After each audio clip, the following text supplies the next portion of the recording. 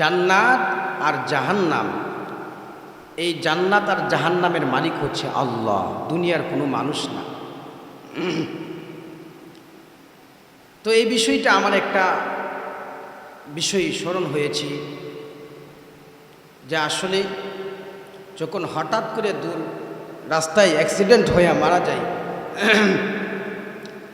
মারা যায় তো এটা আসলে ইচ্ছাকৃতভাবে কেউ কি করে না, মারা যায় না।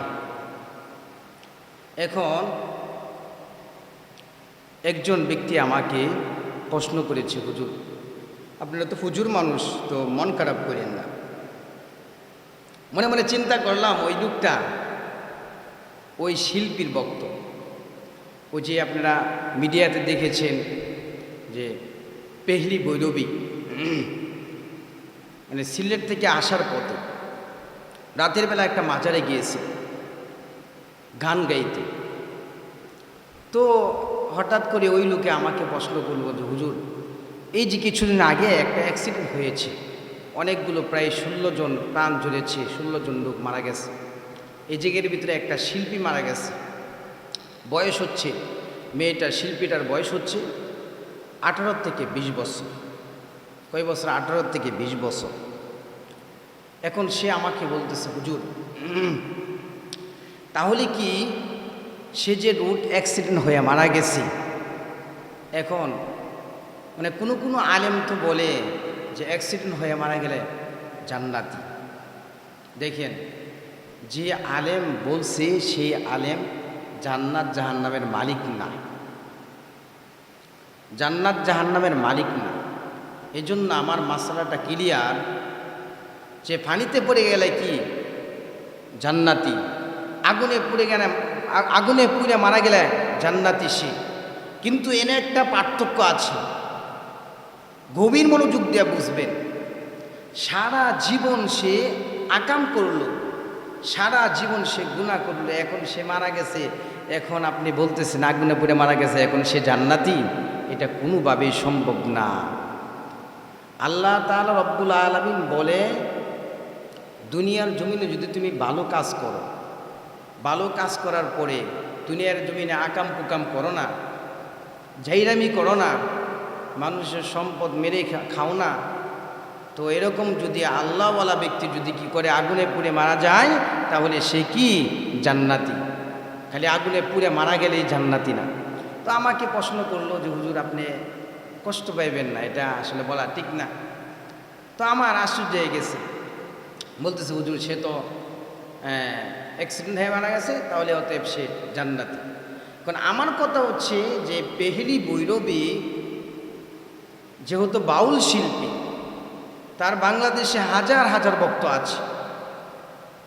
হে যুবক, আজকে তুমি নায়ক নায়িকাদের গান শুই না বালিশে মাথা দিয়া তুমি সারা রাত তুমি কাটাইয়া দাও, কিন্তু মনে রাখো সাবধান, তুমি সারা রাত গান শুনলা, সারা রাত নাটক দেখলা, কিন্তু রাতের বেলা তোমার যদি মৃত্যু হয়ে যায়, এমন অবস্থায় গান শুনতে শুনতে নিশ্চিত আল্লাহর তৈরি তোমার জন্য জাহান্নাম।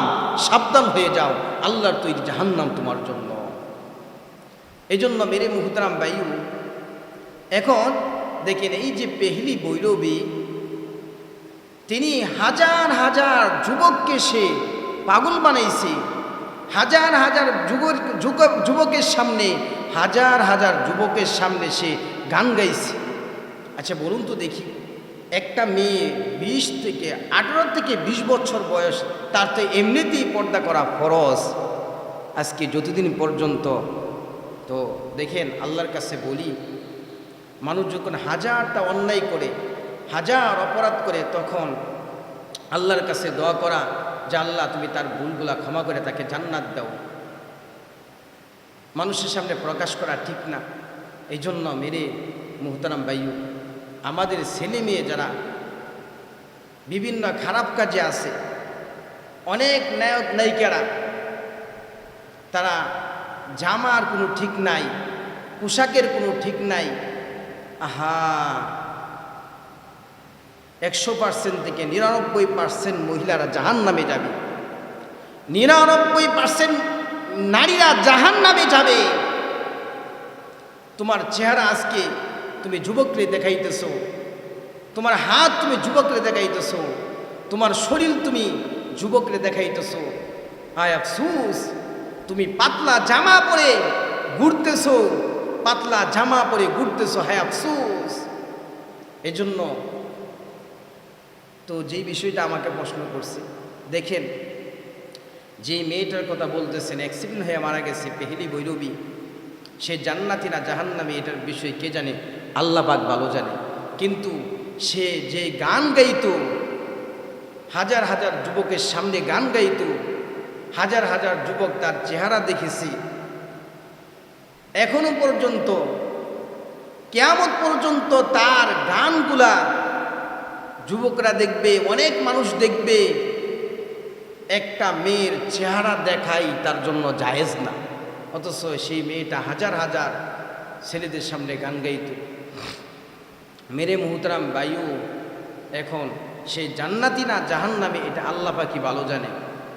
কিন্তু একটা বিষয় মনে রাখবেন, যে মেয়েটা হাজার হাজার মানুষের সামনে সে প্রকাশ্যে গান গাইত, প্রকাশ্যে সে যুবকরে গান গাইয়া পাগল বানাইত, এখন তার ব্যাপারে আল্লাহ পাকি ভালো জানে।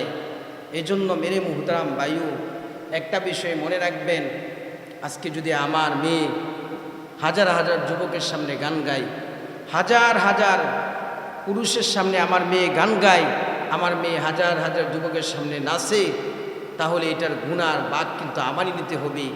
এজন্য কারণ আমি এই কথা বলতে চাই না যে পেহলি বৈরবীকে জান্নাতি না জাহান্নামে, এই কথা বলতে চাই না। কারণ তিনার লক্ষ লক্ষ ভক্ত আছে।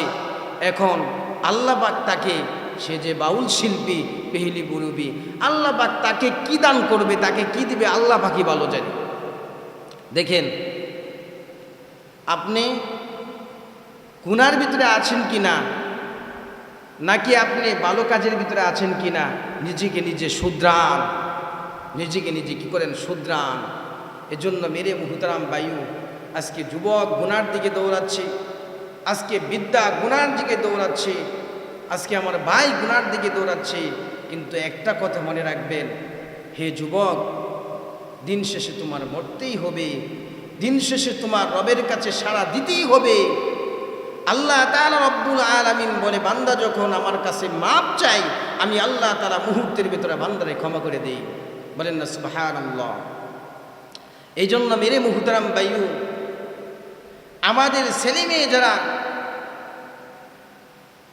আমাদের ছেলে যারা বিভিন্ন গুনার ভিতরে আছে, আমার মেয়েটা গুনার ভিতরে আছে, আজকে দুনিয়ার টাকা পয়সা দেখেন, আজকে পেহলি বৈরবী দুনিয়াতে চলে গেছে, জীবনে অনেক টাকা ইনকাম করেছে, টাকার জায়গায় আছে, জীবনে অনেক পোশাক পরেছে, পোশাকের জায়গায় আছে, জীবনে অনেক কিছু করেছে। আজকে দেখেন, মা বাবা চিরতরে বিদায় দিয়েছে, জীবনে আর কোনো দিন দেখা হবে না। কিন্তু মনে রাখবেন, আমার সন্তান যদি দুনিয়ার জমিনে যদি আমার সন্তান গুনাহ করে, এই গুনার একটা অংশ কিন্তু মা বাবার বহন করতে হবে। আল্লাহ না করুক আমার মেয়েটা হাজার হাজার যুবকের সামনে নাচতেছে, হাজার হাজার বৃদ্ধর সামনে নাচতেছে। আজকে বিভিন্ন চাষটালে, বিভিন্ন দোকানে আপনি দেখবেন টিভি সাইডে রাখছে, মুরব্বী চাষা পাও একটা কব্বরে গেছে গা, কি ঠ্যাং একটা কব্বরে গেছে গা, বৈশা বৈশা গান শুনতেছে, নাচ দেখতেছে, আর এভাবে বিড়ি টানতেছে, আর কি করতেছে, দোয়া ছাড়তেছে। জিজ্ঞাসা করা হয়, চাষা কি খবর, কি দেখতেছেন? না মৌলবী সাহেব কোয়েন না, এটা আপনার বুঝবেন না, এটা কি করবেন না, আপনি বুঝবেন না। ও চাষা, আপনি যে আজকে গান শুনতেছেন, আজকে সেই নর্তকীর নাচ দেখতেছে, খোদার কসম করে বলি, নিশ্চিত আল্লাহর তৈরি আপনার জন্য জাহান্নাম। মসজিদের ভিতরে আজান হয়, মসজিদের ভিতরে আজান হইতেছে, জোহরের নামাজ আমি পড়লাম না, আমার বয়স ৮০-র উপরে হয়ে গেছে, কখন জানি আমার মৃত্যু হয়ে যায়, কখন জানি আজরাইল চলে আসে। আল্লাহি, আল্লাহর কসম করে বলি, এই যে আমরা যারা নামাজ পড়তেছি না, আল্লাহ তাআলা রব্বুল আলামিন বলে যারা নামাজ পড়ে না, ইচ্ছাকৃতভাবে নামাজ ছেড়ে দেয়, এরা জাহান্নামে যাবে। মুসলমান বন্ধুগণ, আমার আজকে ভাই নামাজ পড়ে না, আমার বাবা নামাজ পড়ে না, আমার দাদা নামাজ পড়ে না, আমার স্ত্রী নামাজ পড়ে না, আমার আত্মীয় স্বজন যারা আছে কেউ নামাজ পড়ে না। আহা, আমার বাবার বয়স ৮০ হয়ে গেছে, কিন্তু আমার বাবা নামাজ পড়ে না। কোনোদিন কি বলছেন বাবাকে বলছেন নামাজ পড়ার জন্য? ভাইকে কোনোদিন বলছেন নামাজ পড়ার জন্য? বন্ধু, তুমি তো নামাজ পড়ছো না, বন্ধুকে কোনোদিন বলছেন নামাজ পড়ার জন্য? খুদার কসম করে বলি, খুদার কসম করে বলি, আল্লাহ তাআলা রব্বুল আলামিন বলে, মান তারাকা সালাতাম মুতাআম্মিদান ফাকাদ কাফার। যে ব্যক্তি ইচ্ছাকৃতভাবে নামাজ ছেড়ে দিবে সে কাফের, সে কাফের। কি দরকার আছে? আল্লাহ আমাকে জান্নাত দিবে, আল্লাহ আমাকে জাহান্নামে দিবে। আল্লাহ বলে, জান্নাত তো আমি তোমার জন্য বানাইছি, জাহান্নাম তোমার জন্য বানাইছি। আল্লাহ বলে, দুনিয়ার সব কিছু তুমি দেখো। হে যুবক, তুমি দুনিয়ার সব কিছু বুঝো, দুনিয়ার টাকা পয়সা বুঝো, বাড়ি গাড়ি তোমার, কোনটা তোমার বাড়ি, কোন টাকাগুলো তোমার, কোন সম্পদটা তোমার, দুনিয়ার সব কিছু বোঝো। কিন্তু আল্লাহ তাআলা তোমাকে চোখ দিলেন, হাত দিলেন, রব তোমাকে এত মহাব্বত করলেন, কিন্তু মালিককে তুমি কি দিলা? আল্লাহ আল্লাহ, জাহান্নাম ছাড়া উপায় নাই বাবাজি, জাহান্নাম ছাড়া উপায় নাই। হে যুবক ভাই, জাহান্নাম ছাড়া উপায় নাই, জাহান্নামের আগুন কঠিন। আল্লাহ, মসজিদের ভিতরে আযান হয়েছে, আসরের সময় আমি দোকানে বসে টিভি দেখতেছি, উলঙ্গ নাচ দেখতেছি, খারাপ ছবি দেখতেছি, দোকানে বৈশা। মাগরিবের আজান হয়ে গেছে, মাগরিবের নামাজ পড়লাম না, হজরের নামাজ পড়লাম না, এশারের নামাজ পড়লাম না, আসরের নামাজ পড়লাম না। খুদার কসম করে বলি বাবা, এই দুনিয়ায় থাকতে পারবেন না, একদিন মরতেই হবে, একদিন চলে যাইতেই হবে। এই জন্য খুদার কসম করে বলি, আল্লাহ তাআলা রব্বুল আলামিন যেই হায়াত দিয়েছে, জীবনে এই হায়াত পাওয়ার পরে কি করলা? রবকে তুমি কি দিলা?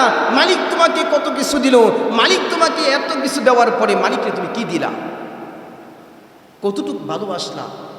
আল্লাহকে কতটুকু বিশ্বাস করলা? আল্লাহকে কতটুকু মহাব্বত করলা?